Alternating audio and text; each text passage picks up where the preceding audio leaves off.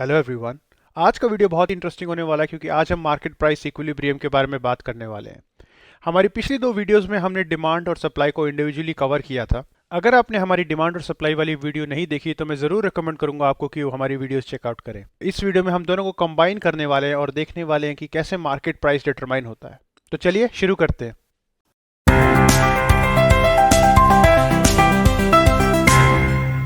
तो जैसे हमने अपनी पिछली वीडियोस में भी किया था, हमने प्राइस और क्वांटिटी को एक टेबल में लिस्ट डाउन कर दिया है।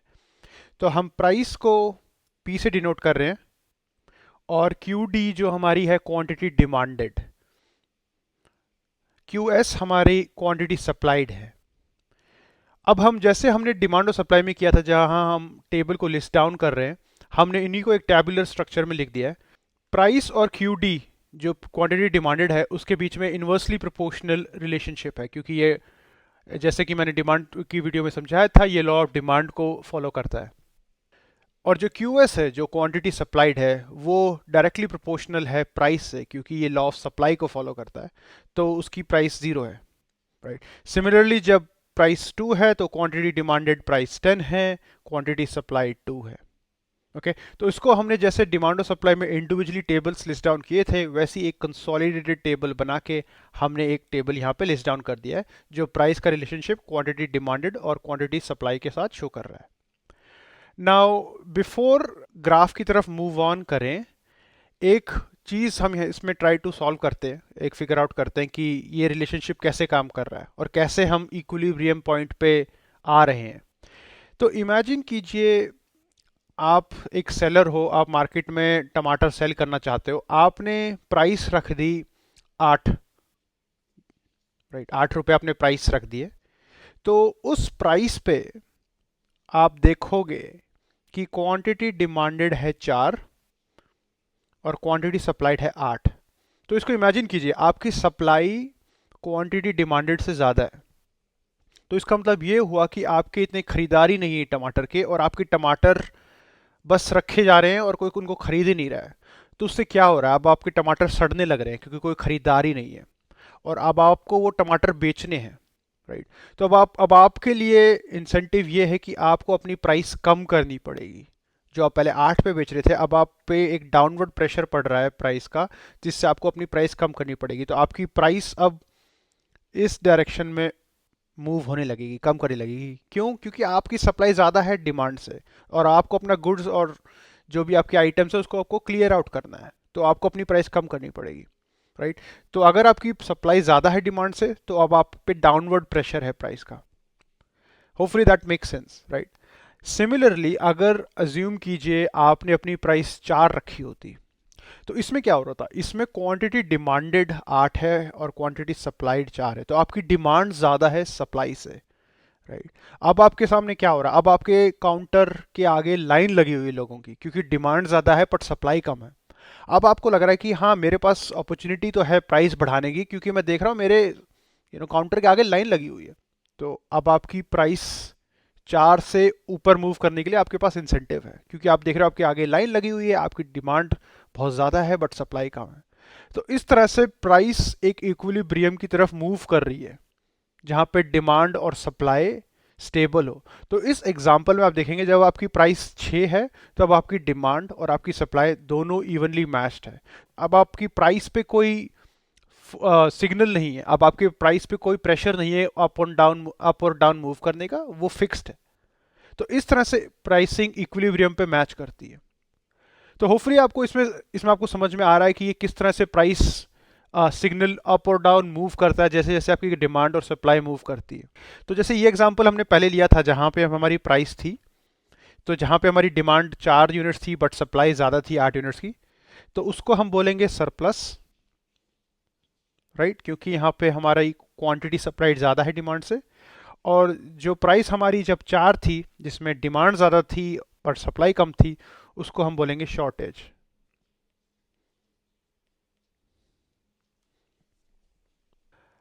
तो इसी को अब जब हम एक ग्राफ में प्लॉट करते हैं, लेफ्ट हैंड साइड में जो हम ग्राफ दिखा रहे हैं, तो इस ग्राफ पे देखोगे कि जब डिमांड और सप्लाई की कर्व्स मीट कर रही है, जिस पॉइंट पे वो मीट कर रही है उस पॉइंट को हम इक्विलिब्रियम प्राइस बोलते हैं या फिर मार्केट क्लियरिंग प्राइस बोलते हैं। तो फिर बेसिकली ये जो पॉइंट है, राइट, इसको हम बोलेंगे इक्विलिब्रियम क्वांटिटी, और इसमें बोलेंगे हम इक्विलिब्रियम प्राइस। तो दोनों का जो जंक्शन है जहां पे दोनों कर्व्स मीट कर रही है उसको हम मार्केट क्लियरिंग प्राइस या प्राइस इक्विलिब्रियम बोलेंगे। एंड सिमिलरली जैसे कि हमने टेबल में देखा था, अगर हमारी प्राइस 4 है तो हमारी क्वांटिटी जो सप्लाइड है वो 4 है, लेकिन हमारी जो क्वांटिटी डिमांडेड है वो ज़्यादा है, राइट, जो ये एरिया है, ठीक है। क्योंकि हमारी क्वांटिटी डिमांडेड ज़्यादा है सप्लाई से, इस एरिया को हम शॉर्टेज बोलेंगे। सिमिलरली अगर हमारी प्राइस 8 है, राइट, तो उसके अंदर उल्टा सीन है। उसके अंदर क्या है? उसके अंदर ये सीन है कि हमारी क्वांटिटी सप्लाइड ज़्यादा है और डिमांड कम है, तो इसको हम सरप्लस बोलेंगे, इस पार्ट को।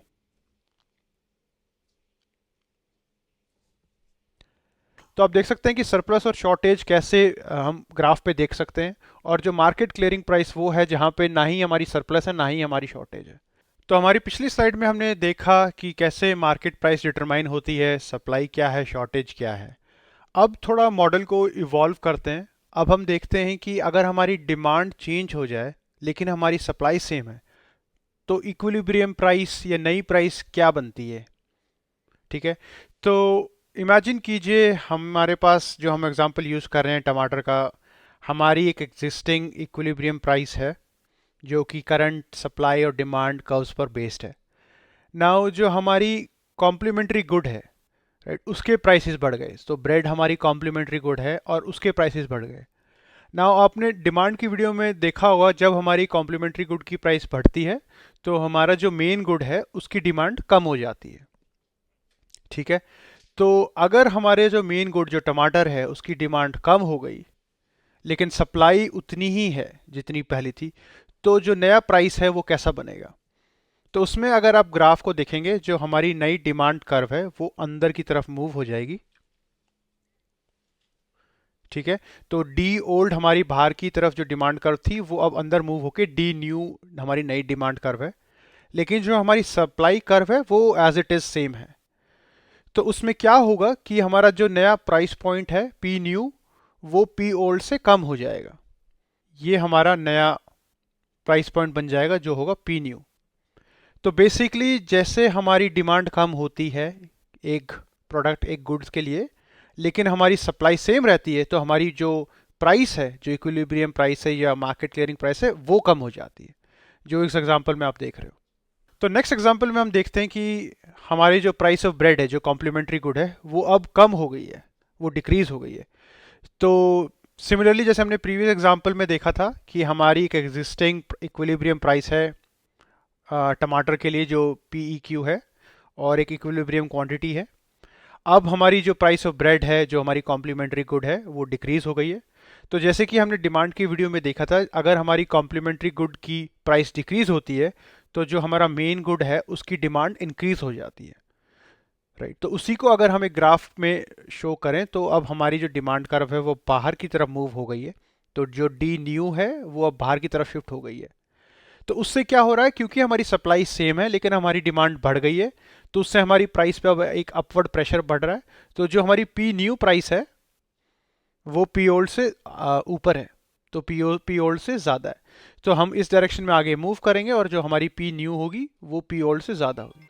तो चलिए एक और एग्जांपल लेते हैं जहाँ पे हमारी डिमांड चेंज हो रही है ड्यू टू कंज्यूमर प्रेफरेंस। तो हमारी एग्जिस्टिंग सप्लाई और डिमांड की वजह से हमारी एक प्राइस थी जो PEQ थी, राइट। अब हमें एक रिसर्च के बारे में पता चलता है, एक नई मार्केट स्टडी जो आई है जिससे पता चलता है कि टमाटर के खाने के बड़े हेल्थ बेनिफिट्स हैं। तो ऑल ऑफ सडन अब टमाटर की डिमांड बढ़ गई है, क्योंकि एक रिसर्च स्टडी से हमें ये पता चल रहा है। तो हमारा जो प्रेफरेंस है टमाटर के लिए वो बढ़ गया है। अगर हमारा प्रेफरेंस बढ़ गया है इसका मतलब हमारी डिमांड बढ़ गई है। तो उससे क्या होगा कि जो हमारी डी न्यू डिमांड कर्व जो है वो आगे शिफ्ट हो जाएगी डी ओल्ड से, राइट। तो इस डायरेक्शन में डी न्यू आगे की तरफ शिफ्ट हो जाएगी। ना हमारी डिमांड बढ़ गई है क्योंकि हमारी प्रेफरेंस बढ़ गई है, बट हमारी जो टमाटर की सप्लाई है वो उतनी ही है, सप्लाई चेंज नहीं हुआ है। तो उसके कारण हमारा जो प्राइस है पी ओल्ड उस पर एक अपवर्ड प्रेशर पड़ेगा, और जो पी न्यू प्राइस होगी वो पी ओल्ड से ज़्यादा होगी। क्योंकि हमारी कंज्यूमर प्रेफरेंसेस डिमांड बढ़ गई है, उससे हमारी प्राइस पे अपवर्ड प्रेशर पड़ रहा है क्योंकि हमारी सप्लाई उतनी ही है। चलिए आगे देखते हैं कि इक्विलिब्रियम प्राइस कैसे चेंज होता है जब सप्लाई चेंज होती है और डिमांड कांस्टेंट रहती है। तो करंट मार्केट कंडीशन में हमारे पास एक सप्लाई और डिमांड कर्व है, जिसकी वजह से हमारे पास इक्विलिब्रियम प्राइस और इक्विलिब्रियम क्वांटिटी है। नाउ एज्यूम कीजिए कि पेट्रोल का प्राइस बढ़ जाता है। अगर पेट्रोल का प्राइस बढ़ता है तो उससे हमारी कॉस्ट ऑफ इनपुट गुड्स बढ़ जाती है, और हमने सप्लाई के लेसन में सीखा था कि जब हमारी कॉस्ट ऑफ इनपुट गुड्स बढ़ती है तब हमारी सप्लाई कम हो जाती है, राइट। तो जब उसको हम ग्राफ में शो करेंगे तो हमारी जो सप्लाई कर्व होगी वो लेफ्ट में मूव हो जाएगी। तो जो नई सप्लाई कर्व होगी वो ओल्ड सप्लाई कर्व के लेफ्ट में होगी। और क्योंकि हमारी डिमांड कांस्टेंट है, अब हमारी जो ओल्ड प्राइस है उस पर एक अपवर्ड प्रेशर होगा, और जो हमारी न्यू प्राइस होगी वो ओल्ड प्राइस से ज़्यादा होगी।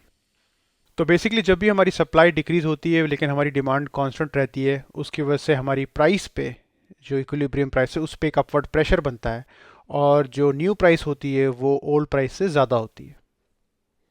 इसी एग्जांपल को अगर रिवर्स कर दें हम, अगर पेट्रोल के प्राइस कम हो गए तो क्या होगा?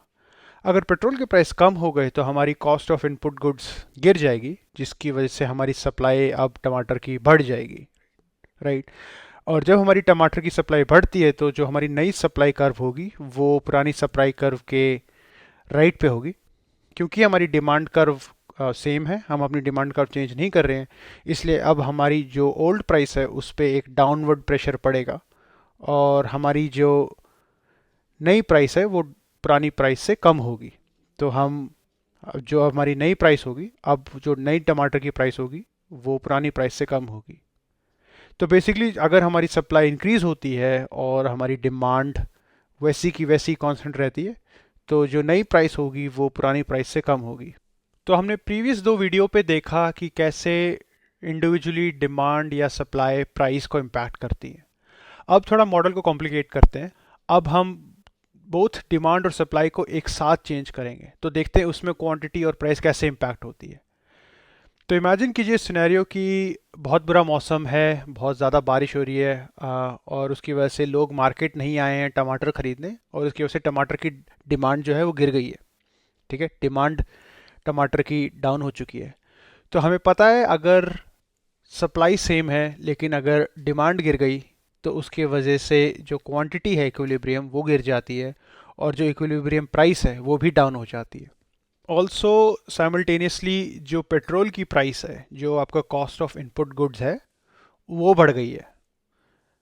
तो हमें पता है अगर कॉस्ट ऑफ इनपुट गुड बढ़ जाती है और उस जिसके कारण सप्लाई कम हो जाती है, अगर सप्लाई कम हो जाती है और डिमांड सेम है, तो हमें पता है कि क्वांटिटी जो है वो कम हो जाती है और जो प्राइस है उस गुड की वो बढ़ जाती है। अगर लेट्स से अब ये दोनों चीज़ एक साथ हो रही है, राइट, बैड वेदर की वजह से डिमांड भी गिर गई है, और क्योंकि पेट्रोल की प्राइसेस बढ़ गई है उससे सप्लाई भी कम हो गई है। तो अब जब दोनों कंबाइन करोगे आप देखोगे कि नेट रिजल्ट में क्वांटिटी तो गिर रही है, क्योंकि दोनों के सिनेरियो में आप देख रहे हो क्वांटिटी तो डाउन जा रही है, लेकिन एक सिनेरियो में प्राइस नीचे जा रही है, एक सिनेरियो में प्राइस ऊपर जा रही है। तो उसका नेट जो इम्पैक्ट होगा प्राइस का वो डिपेंड करता है कि आपकी डिमांड ज़्यादा गिरी है या फिर आपकी सप्लाई ज़्यादा कम हुई है, तो उस पर डिपेंड करता है। तो इसको एक्सप्लेन करने के लिए मैंने दो सिनेरियोज यहाँ पे दो ग्राफ्स प्लॉट किए हैं जो दो सिनेरियो को बता रहे हैं। तो फर्स्ट सिनेरियो में आप देखोगे कि आपका जो सप्लाई और जो डिमांड है वो दोनों शिफ्ट हो गए हैं, क्योंकि आपकी सप्लाई कम हो गई है इसलिए आपकी सप्लाई अब लेफ्ट में शिफ्ट हो गई है, और जो आपकी डिमांड है वो आपकी नीचे शिफ्ट हो गई है, डाउन चली गई है। क्योंकि सप्लाई जो है वो ज़्यादा शिफ्ट हुई है, उसका मैग्नीट्यूड ज़्यादा हो शिफ्ट हुआ है एज़ कम्पेयर टू डिमांड, तो हमारी जो प्राइस है उस पर एक अपवर्ड प्रेशर आ रहा है, और जो न्यू प्राइस है वो पी पुराने प्राइस से ज़्यादा है, जो ओल्ड प्राइस से ज़्यादा है। ठीक है, क्योंकि यहाँ पे जो शॉर्टफॉल हो रहा है सप्लाई का वो ज़्यादा हो रहा है एज़ कम्पेयर टू जो डिमांड की साइड पे हो रहा है। तो उसकी वजह से, क्योंकि सप्लाई कम है, उसकी वजह से हमारे प्राइस पे एक ओवरऑल अपवर्ड प्रेशर बन रहा है, और उससे जो प्राइस न्यू है वो प्राइस ओल्ड से ज़्यादा है। तो ये हुआ सिनेरियो 1। अब सिनेरियो 2 में हम देखेंगे कि हमारी जो डिमांड में जो ड्रॉप आया है वो ज़्यादा ड्रॉप आया है एज़ कम्पेयर टू जो सप्लाई में ड्रॉप आया है। सिमिलरली जैसे हमने सिनेरियो 1 में देखा था, हमारी जो नई सप्लाई है, क्योंकि वो सप्लाई ड्रॉप हुई है, वो सप्लाई ऊपर मूव हो गई है, और जो हमारी न्यू डिमांड है वो कम हो गई है, वो नीचे चली गई है as compare to the old demand. तो क्योंकि जो डिमांड का ड्रॉप है उसका मैग्नीट्यूड ज़्यादा है एज़ कम्पेयर टू सप्लाई का ड्रॉप का मैग्नीट्यूड, जो हमारी प्राइस है उस पर एक डाउनवर्ड प्रेशर पड़ रहा है, और जो हमारी नई प्राइस है वो पुरानी प्राइस से नीचे है, क्योंकि अब हमारी डिमांड ज़्यादा गिरी है बट सप्लाई उसके प्रोपोर्शन में कम गिरी है, राइट। तो हमारी जो प्राइस है वो अब कम हो गई है, और सिमिलरली जो हमारी क्वांटिटी है वो भी कम हो गई है। तो बेसिकली ग्राफिकल वे से हमें थोड़ा पता चलता है कि हाँ, ऑल्दो क्वांटिटी हमारी कम होगी बट प्राइस का फ्लक्चुएशन बढ़ेगी या कम होगी, वो डिपेंड करता है कि हमारी डिमांड ज़्यादा गिरी है या हमारी सप्लाई ज़्यादा गिरी है। तो कौन सा फैक्टर है जो ज़्यादा इम्पैक्ट कर रहा है प्राइस को। तो होपफुली आपको ये वीडियो बहुत इंटरेस्टिंग लगी हो। Thank you for joining.